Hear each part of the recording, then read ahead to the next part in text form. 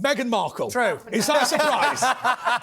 Did it come as a surprise that we're going to talk about Meghan Markle? But anyway, we'll do it. Cool. Meghan Markle is suing Donald Trump after he suggested Prince Harry had lied about his visa. Is it true or is it false? Well, this woman's default is just to sue. So, somebody said something offensive, sue. Which is very American of her, but I actually don't know on this one, because it could be true, because let's be honest, Donald Trump and Meghan Markle, there's no love lost between these two, and there's been an exchange of words and insults between the pair of them for quite some time now. But I actually don't know. She behaved, I have to say, she behaved quite improperly, and people, I think, didn't necessarily understand this, because she refused to meet Donald Trump. Now, doesn't matter whether you like Donald Trump or not. He was the American president at the time. It is the job of the royal family to meet the American president. It's not the job of the royal family to decide who the United States of America votes for.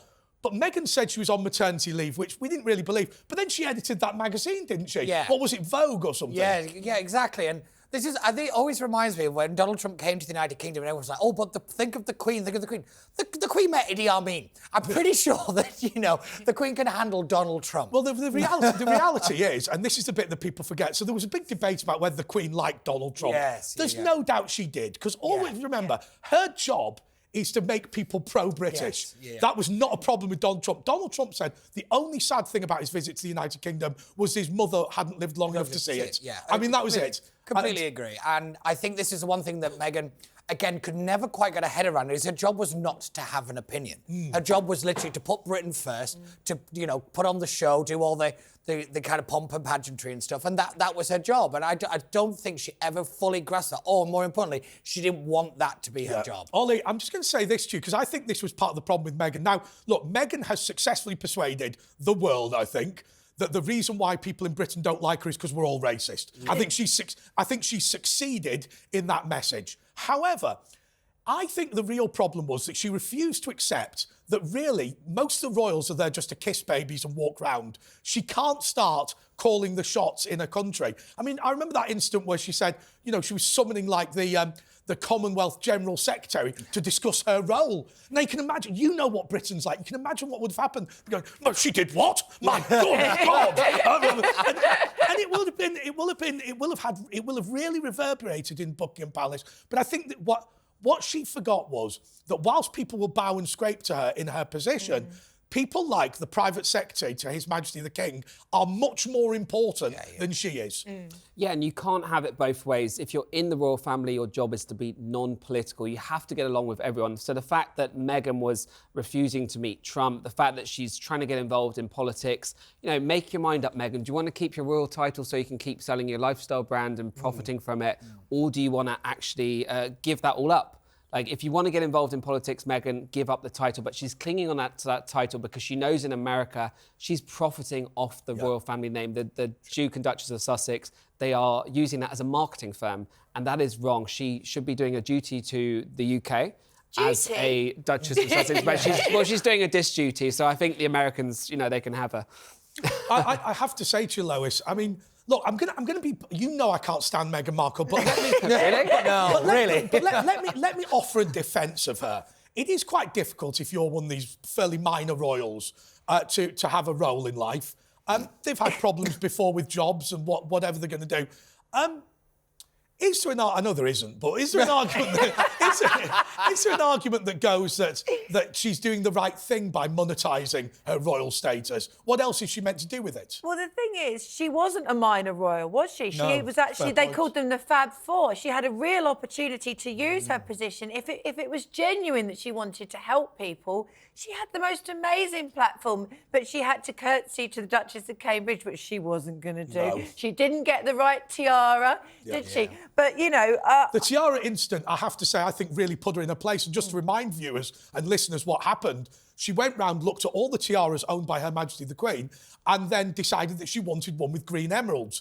Well, of course, the curator says to her, we don't normally wear that one because it was donated by the Tsar of Russia. We don't know whether the Russian state believes these items to have been stolen. Right. They've never complained so far, but we're not going to show up with it. And the answer was, well, I want it anyway. Yeah. Well, I tell you what will have happened. The Foreign Secretary will have spoken to the Queen. Yeah. And the Queen very firmly told Meghan the following: I decide what tiara you get. I own all of them. And that will have been, suddenly she's discovered that that these staff members, the foreign secretary, all these people who are doffing the caps are not actually people she can boss around. Well, look, absolutely. And what Meghan wants, Meghan didn't get. No, that's right. Yeah. But we know that Donald Trump was very close to the Queen because he told us all. We're very great friends, great friends. On Nigel Farage's interview recently, I think he spent a large portion of the interview talking about how much the Queen loved him and how much he loved the Queen. I've got to say to you,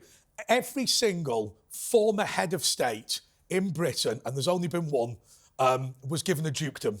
We have got to make Donald Trump the Duke of New York. Yeah. That would be amazing. Viscount Queens. I think, do you know what? I reckon if you gave, after he retires as American president, hopefully he'll win the election, after he retires, we should give him a seat in the House of Lords. Oh, that would be absolutely hilarious. But actually, you think about it, the guy used to be a business ambassador for the government of Scotland, and he's a former American president. I don't know if he's a UK citizen, but he's entitled to it. He'd stick him in the House of Lords. Yeah. Can you imagine having the former American president? That would be amazing. I mean, let's be honest, the House of Lords isn't that interesting. It could certainly liven it up. But just really quickly, it's interesting you bring up the Fab Four.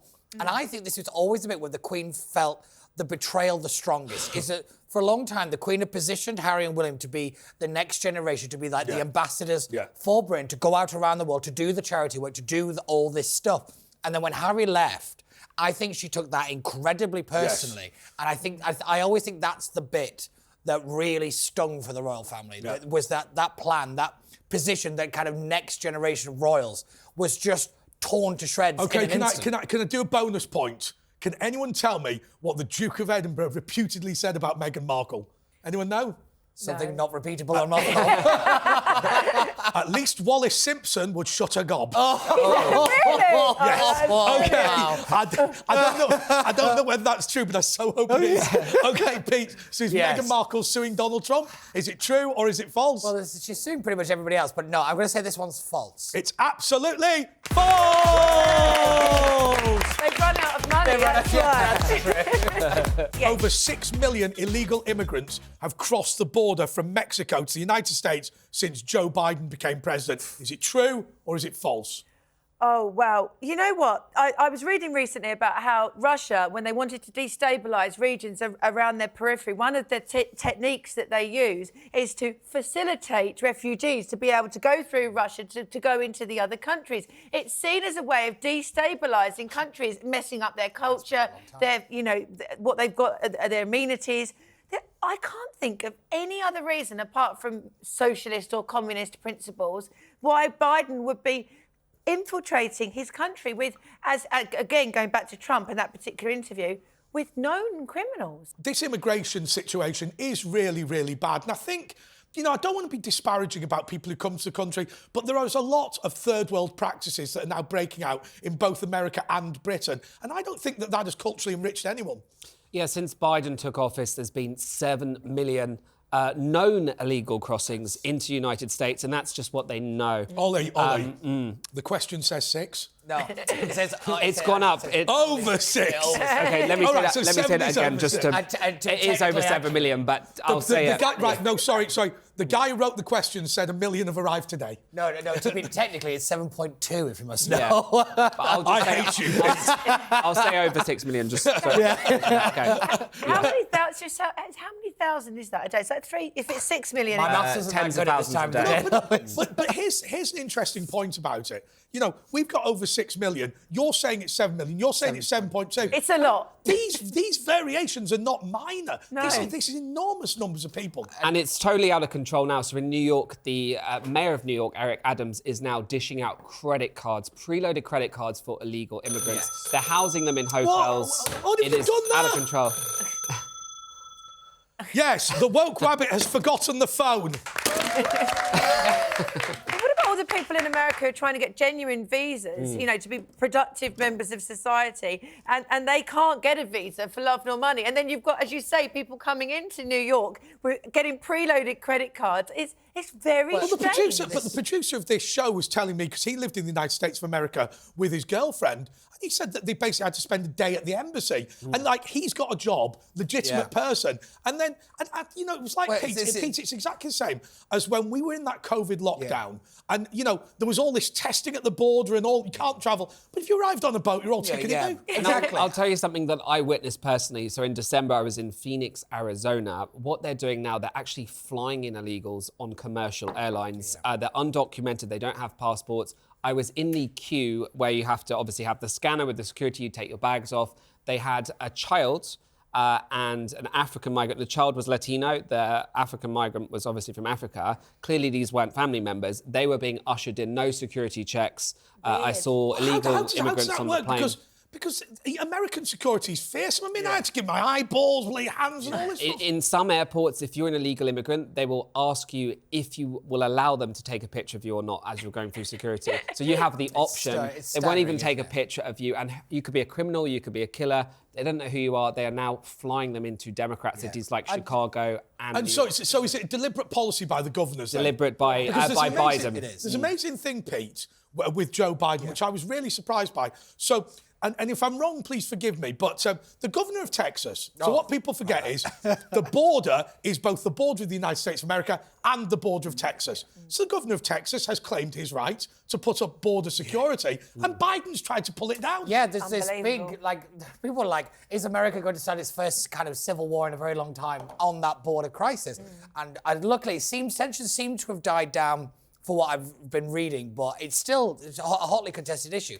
But just to kind of put these figures into people's minds, the number of people that have come into the United States is equal to 36 individual states' populations. It's higher. And if they were all together to form one city, it would be the second largest city in America. Wow. This is what's known as the problem of big numbers, is that, you know, when we say 7.2 million or 6 million, people think, oh, that seems a lot. But when you actually put this into perspective, it's incredible amounts of people. Yeah. And it's the pressure that puts on systems that are already failing people.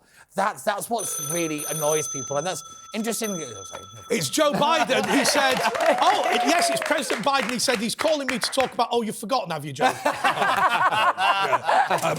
Biden felt he had something important to say. I just want to pick up something you said, interestingly, about how people who are trying to get visas that are the legal way and all the rest of it, that is creating real divisions in America. Imagine. And you know, this is the one thing that a lot of Democrats are really struggling to get their head around. Is they're saying, well, why aren't these first-generation immigrants supporting this lot? We're saying, well, that lot queued. That lot did it the right way. And there is a real kind of anti-immigrant feeling amongst recent immigrants. But the other thing, of course, when you listen to rich people and the Tony Blairs of this world go, but immigration's brilliant for the economy. Yeah. I can get a cleaner for £15 an hour or whatever. And you think, yes, but the poorest people in society are becoming poorer. In order, what you are talking about is cutting wages for the poorest people by undercutting them with immigrants. But anyway, Lois. Yes. 6, 7, 8 million. Who was 2 or 3 million between friends? I mean, I'll reword it. Has Joe Biden allowed a truly colossal number of illegal migrants into the United States of America that's over 6 million? Sadly, it's true. It's unfortunately true! A Black Lives Matter campaigner who stole £70,000 of donations to fund her lavish lifestyle has been ordered to pay back £1 by a judge. What? Is it true or is it false? Well, we know that the Black Lives Matter organisation was incredibly corrupt. The founder and co-founders of the US branch of the organisation spent millions of dollars on buying 3 mansions for the owner. The owner also spent $1.6 million on security services money, which she gave to her brother. Her brother was an artist. He was a graffiti artist. How on earth is he getting $1 million plus? Spray paint someone's face? Yeah, maybe. I mean, I guess that's self-defense. I mean, that'd stop you, wouldn't it? It would. It would, but, you know, we know this organisation is corrupt. In the first year, they made $90 million, and then that went down to about 30 million the next year because people just lost faith. BLM is designed to help black people. Oh, so buying them a mansion, I mean, it does help. Yes, exactly. It helped a couple of black people. Exactly. These people of colour who were running BLM have actually helped their own black people in their own way. I don't see what the problem with this is. Do you know something, woke? It did what it said it was going to do. Do you know something, woke? I'd love to help you, but euthanasia is illegal in this country. And he's white. I just want to quickly add, so this woman in the UK that has been charged £1 as a minimal nominal fee by the court spent £70,000 in donations to a BLM organisation. She was behind the Colston statue in Bristol being shoved into the river. No, what you have to say is, Edward Colston, not a slave trader. Not a slave trader. If nothing comes of my career, I will have said Edward Colston, not a slave trader, on every single show. And what was he for bonus points? He was a cloth salesman. He was a cloth salesman. Not a slave trader. I just want to echo He loved touching cloth. Oh, God. Stop it. I just want to echo what Ollie I said. didn't get that. Was that a gay thing? No, so basically, I'll go one step further. I think Black Lives Matter will go down as one of the greatest cons of the 21st century. Yeah. I genuinely believe that. I find it absolutely staggering. The only time you ever see a Black Lives Matter activist now is when it comes to getting a handout. Yeah. Where are they on black knife Or crime? in court. Or in court. Where are they £10. on knife crime? Where are they on crime here in London? Where are they on the street? Actually, Ollie, Pete's railed against this before, specifically on the issue of knife crime and about the fact that, for me personally, I just genuinely think political correctness has led us to allow the police to do nothing, as young black men are oft with in unprecedented numbers. Let them off the hook. Black Lives Matter plainly don't give a toss. Don't care. Absolutely, and since Sadiq Khan took office, 1,000 people have lost their lives in London, many of them to knife crime. Knife crime is out of control. We used to have police had powers to stop and frisk, which was a policy that if they suspected somebody that was maybe in a gang, they could check them and search them. Now you can't do that because, you might be racist, and that's because of the Black Lives Matter movement has made everyone so scared of political correctness. If you dare question somebody that might look like they're about to commit a crime or they might be committing a crime, you are a racist. By the way, I just want to tell everyone that when you get stopped by the police, your ethnic background is self-determining and they have quotas. Say you're Vietnamese. If you say that you're a member of the Chinchilla tribe of Upper Guatemala, then they will have to nick about 800 people in order to get back to your place. No, but it's interesting. On this particular case, the reason that this woman has to only pay back £1 is because of the money that she stole, because she pleaded guilty to this case, is she went through all that money in a year.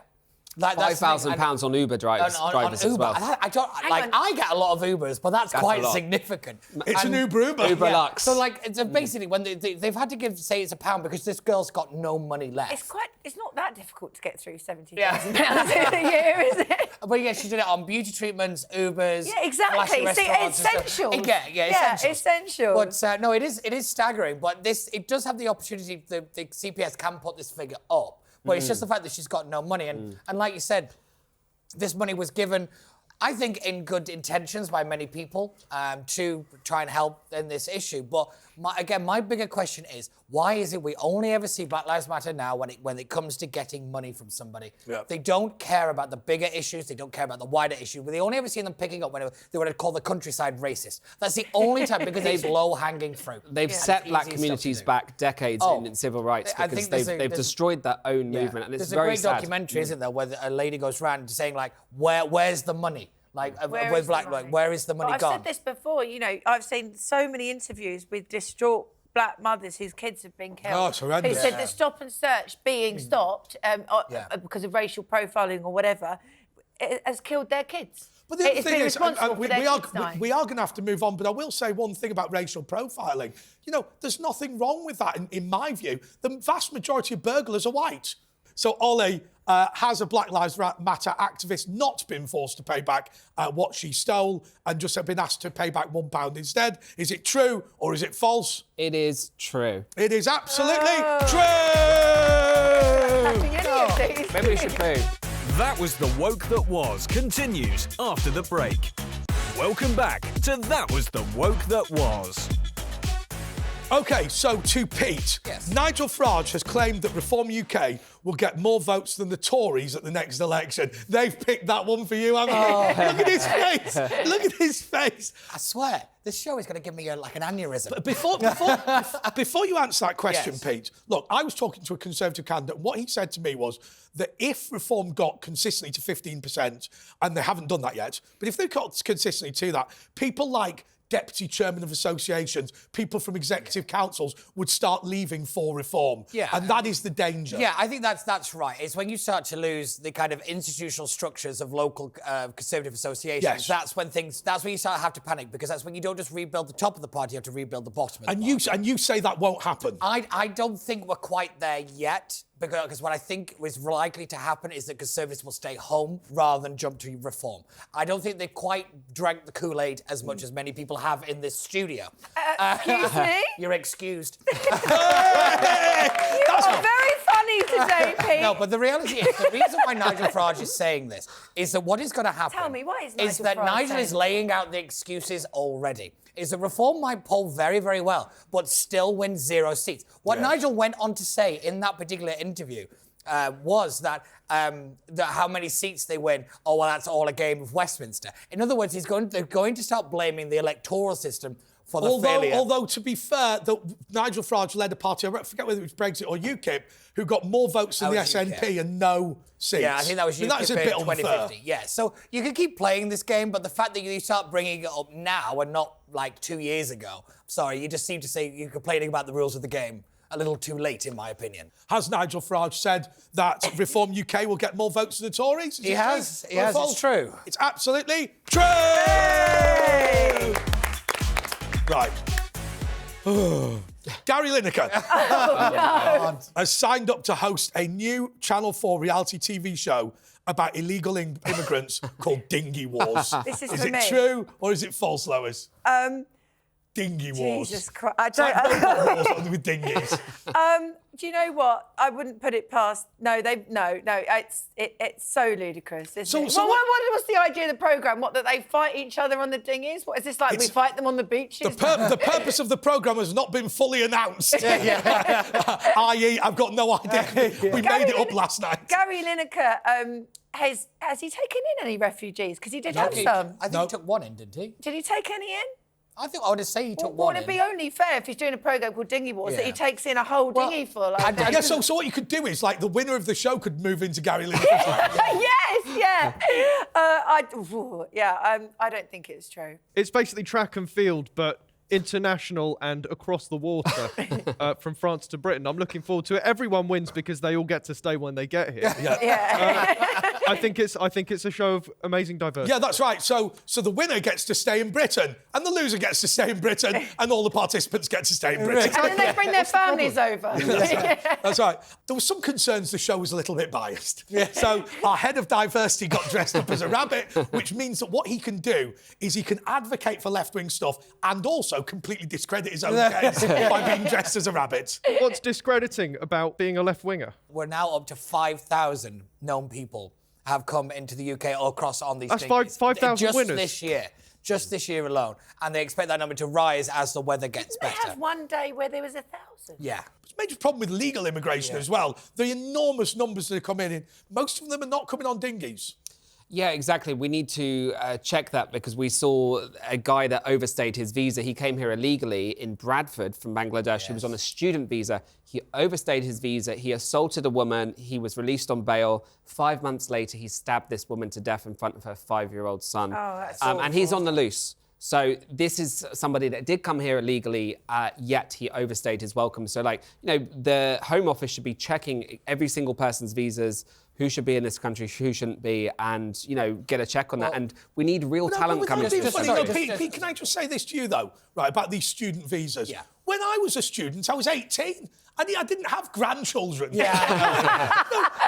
These people are the oldest students in town. Oh, no. We've already complained about why Syria appears to be the #1 destination for gay Christians, right? Yeah, I know, Couldn't understand that until I realised it got you a visa. But now students are like 85. Yeah, I know. Well, this is all to do with the funding for universities, is that they make more money off foreign students. But I just want to pick up on something Ollie said there about what the Home Office know. I would remind you that the Home Office lost 17,000 immigrants' documents and details at one point. And the guy who runs the Home Office, the private permanent secretary, still has his job. Yeah. I do no, not that's understand disgusting. how that man still has his job. He sat in front of the I think it was the Home Affairs Select Committee. He was asked directly, where are these people? He went, we don't know. Whereas How then he didn't write a resignation letter and was shown the door? I don't understand. But what happens with all of these people is that, well, they tried their best. It's like this. This week we've got Mr. Bates actually sticking it to the post office. And that Paula Venables is just going to say, well, I tried my hardest. And we go, well, never mind. Like you said, he just said, he tried his best. He gave it the good college try kind of thing. I was like, no, that's not good enough. Yeah. The reason these things keep happening is that nobody's held accountable for them, whether it be the politician or the civil service. You keep saying, well, the civil service do whatever the Home Secretary says. Well, they're not doing a very good job at that, are they? So, come on, at some point, somebody has to be given a pink slip and shown the door. It staggers me that nobody seems to have been fired over any of this. And, like, in the private sector, you'd never work again. Pete's really upset. I'm furious. Are you okay, Pete? He's okay. Pete, how much of a problem is this in oral? OK, so to Lois. Yes. Has Gary Lineker decided to sign up for a reality TV show called Dinghy Wars? It would be good, wouldn't it? But no, I think it's false. Even though they did Naked Attraction, there is no such thing as Dinghy Wars. It's false! Ollie, Police Scotland has received more hate crime reports about Humza Yousaf than anyone else in the country. Is it true or is it false? Well, since they launched this new hate speech law on April Fool's Day, I might add, which seems like the biggest joke of all, they have received over 8,000 complaints. That's one complaint every single minute. J.K. Rowling has been a subject to many complaints. Humza Yousaf's speech in 2020 where he was going, an anti-white speech where he was criticising too many people in this country are white, and like 96% of Scotland are white. So he is actually a racist himself, and if you want to talk about hate, that is inciting hatred. I worry about all this because, and we've had it with Rishi Sunak, we've had it with Humza Yousaf, we've had it with his name Gething in Wales, and people are going, isn't it great? Isn't it time to have a black person? Well, my concern about saying that is it's therefore legitimate to then say, I'm sure it's time to have a white person now, right?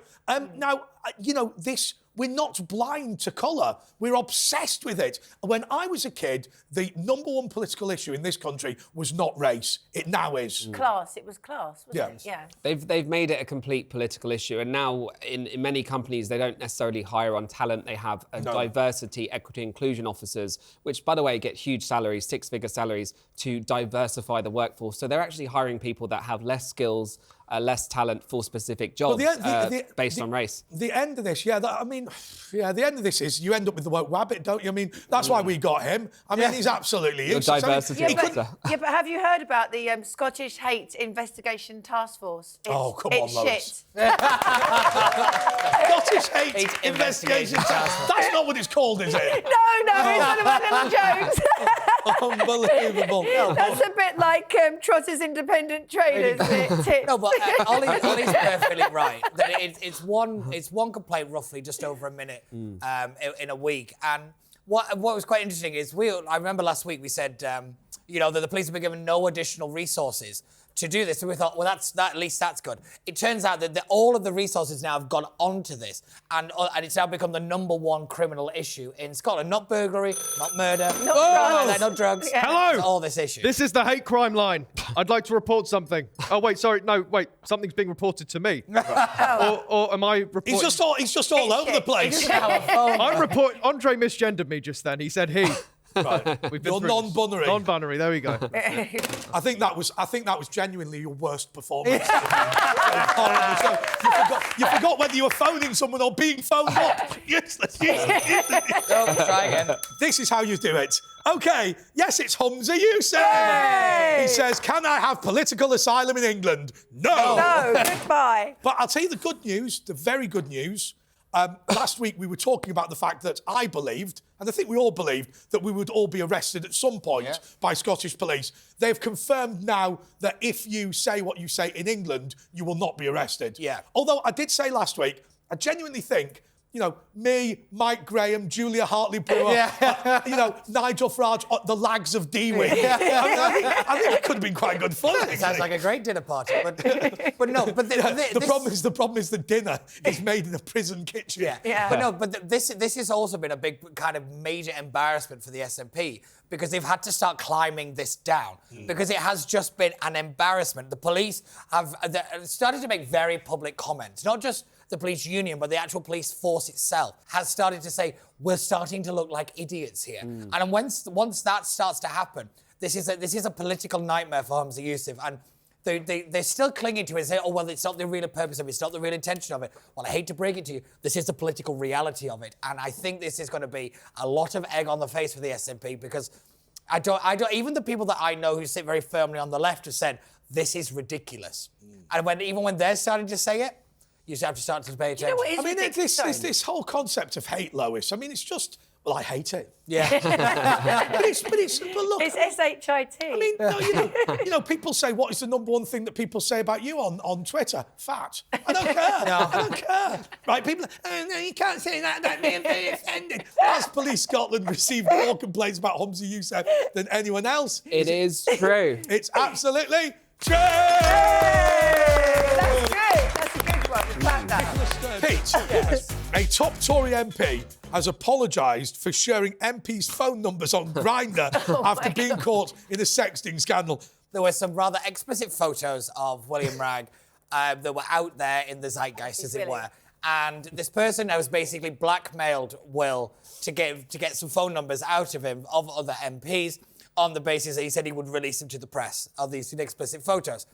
William, being William, has given these numbers away, and then that has then blown up in his face. There is a proper investigation into this by the police about these kind of honey traps because it's not the first time this has ever happened. But I was talking to a good friend of mine. We were talking about this kind of these things with the nude photos, and he said to me that the OnlyFans Prime Minister is not that far away. In other words, what they're saying is that younger generations do take these kind of photos. It's not an uncommon thing, and that realistically, this kind of outrage over it hasn't really kind of boiled and sparked because it doesn't surprise anybody anymore. No. And I in a way, that's kind of a good thing, and also in a way, it's kind of a bad thing. But it is interesting, this story, because I actually, when it first hit the headlines, I thought, this is going to be huge. And it just seemed to have, kind of fizzled away. Lois, let me ask you this, right? And on a serious note, we have a bit of a laugh about the fact that we're a little bit wild and whatever. But, I mean, I can't understand how anyone can go into politics who is currently, 18, because there's all this stuff on all of them. I'm not saying they've all taken photos of their private parts, but there's photos of them doing all sorts of stuff. Yeah, but this is different because he was in a very, a very powerful... I mean, I know he's a backbencher, but he's a powerful backbencher and had a lot of influence. If he's on Grindr, I bet he is. Don't point to me. So did Ollie say he's a power backbencher? Right, okay. It wasn't me that I'm going to say one thing. I don't know what that means, but whatever it is, it's clearly not good. No. It's clearly not good. But this guy was personally responsible for he was very involved in bringing down not just Boris Johnson, but also Liz Truss. Yes. You know, so, I mean, a comment was made on Twitter the other day. That's his redeeming feature, in my opinion. Well, he stabs people in the back, basically. And whether you like the people, like the picture. Do you know what? I'm the one that's being a good girl at the moment. What has he got on other people in the Tory party? Why they're not allowing? Why they're protecting him? Pete, especially Michael Gove. Pete, I just want to ask you this question. Yes. Would you ever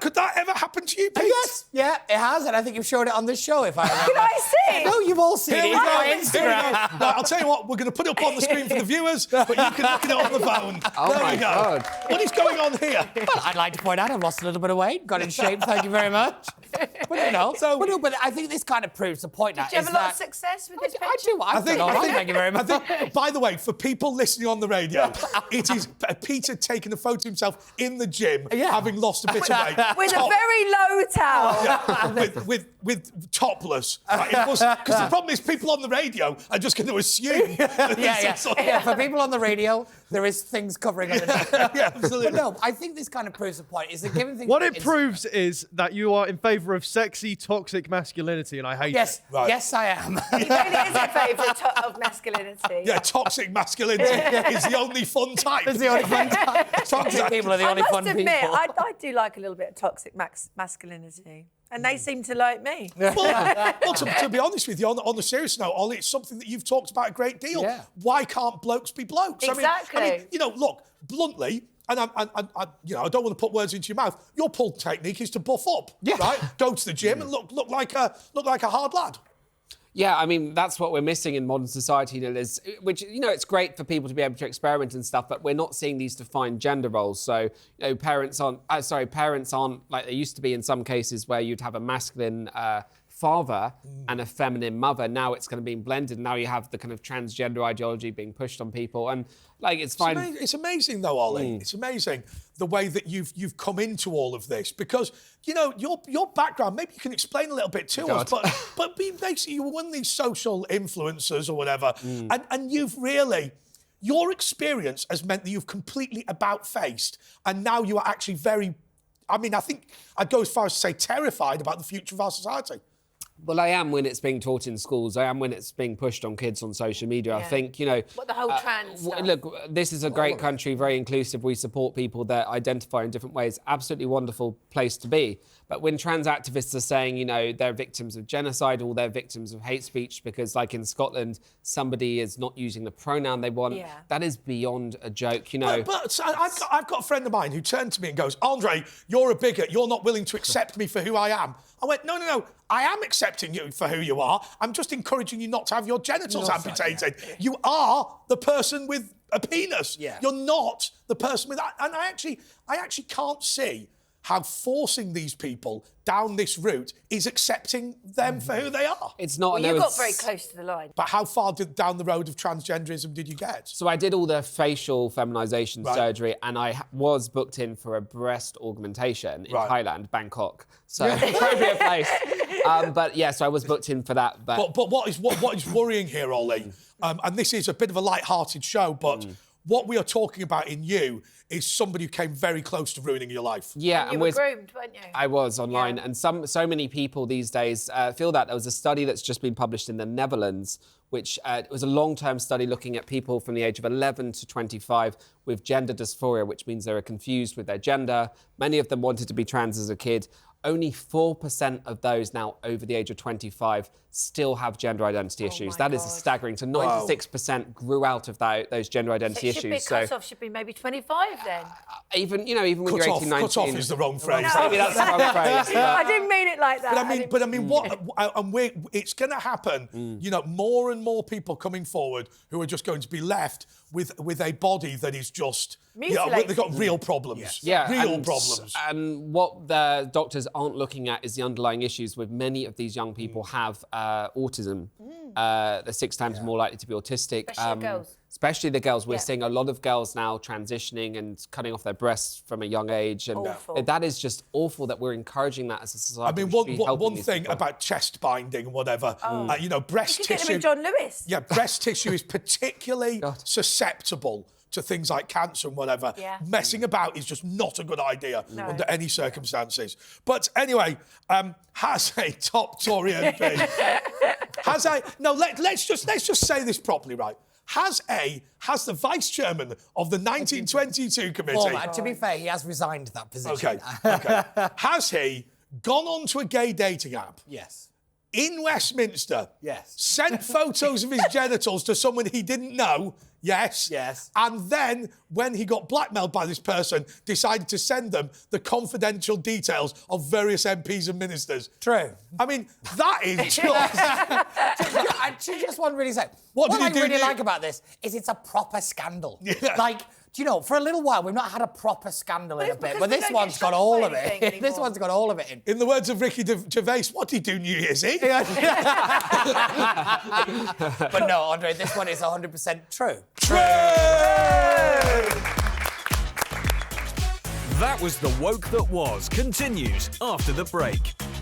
Welcome back to That Was The Woke That Was. So to Pete. Hello. Pete is Reet. Pete is Reet. I'll try and lift the tone if I can. They asked me to be the funny one. So just for those of you that don't know, in Wigan, Reet means right, doesn't it? Does, yeah, so yeah. Pete is Reet. OK, Pete. Yeah. Reform UK leader... God. Is this the rest of my career now? Answering questions about reform? The producer become convinced that the way to wind you up is talking about reform. OK, so to Pete, Reform UK leader Richard Tice has told his candidates not to use social media after drinking alcohol after 7 of them were sacked. Yes, yeah. Is it true or is it false? Well, I'm surprised it took them this long, and I have to say I've worked with I wish my phone had a breathalyzer. I'm going to say, yeah, I wish many phones had breathalyzers, but I've worked with MPs right across the House in lots of different political parties, and I would say MPs should not be allowed their access to their Twitter accounts. It is just a recipe for disaster, Yes. especially a political party like Reform that are going to come under more scrutiny for what posts that their candidates have made over things like race or things like LGBT issues and stuff like that. I was actually talking to Ben Habib, who was here last week, saying these people have to be perfect. I've got to be honest with you, and I don't want to slag off my colleagues, but I've seen some Twitter spat by members of staff of talkTV and thought to myself, ooh, that sounds alcohol induced. Yeah, because these 7 that have been dropped, they were comments made on basis of race. Well, I think one somewhere about being a Muslim and all the rest of it. And I was like, that is not what you need. And I think the one thing that Reform have the opportunity to do now is to actually kind of weed these people out. But no, to take it back to the question very quick. Right, yeah. What was the question? About MPs and Reform and about how using social media. MPs have to be very careful with social media because you can get caught up in it. I think we've all been involved in Twitter spats and all the rest of it. But I do think that Reform have to be extra careful because they are going to be targeted. They're fascists. Oh, do you not like Reform UK woke rabbit? They're like the Tories, but somehow more evil. What do you think of UKIP then? Who's you? Oh, you can't say that because UKIP's brand recognition is much higher than Reform UK, and you know that. So shut up. That is actually true. That's actually true. It's absolutely true. So, Richard Tice, are you a big fan? No, I think Richard Tice is a political... Say what you think. Richard Tice is a political amateur. The strategy that Reform have got for the general election is arguably the worst thing I've ever seen. They should have concentrated on 50 seats, throwing everything in the kitchen sink at Funny those enough, seats. a very good friend of mine said that. Throw them at the seats. I'm that friend. No, it's a very good friend. Yeah, oh, wow. But no, throwing everything at those seats and actually compete to win. Because they've got this nationwide strategy, they've stretched themselves too thin. But and it hang doesn't on. make any sense. From anybody who deals with campaigns, this is not the way to do it. But hang on a second, Pete. Most of our viewers and most of the people that sit in the studio with you would say, hang on a second, politically you are much closer to Tice than Sunak. Why do you stick with the Conservatives? I stick with the Tories because the Tories... I still believe the Tories are trying to do the right thing for the right thing. I think Richard Tice and Reform are basically just a pressure group trying to push their own form of politics and make that conservatism. I don't believe Richard Tice is a conservative. I think he's a neoliberal. I think he's a Thatcherite. And the same arguments... That's why I like him. No, but this is the same arguments that people like Tice used against Rishi Sunak were the same types of people that made arguments against Mrs. Thatcher when she came into power, saying that she wasn't a conservative. Yeah. So, But Rishi Sunak really isn't. No. I don't believe I thought to anybody who's ever looked into and is a conservative, no, it's... I'll that's simply tell you not what Ian Hislop said. He said, of all the things I didn't expect to happen, a British Prime Minister who wasn't very good at politics. Yeah. No, I think that's a credible criticism of Rishi, is that he's not good at playing politics. He's not good at what we call the game.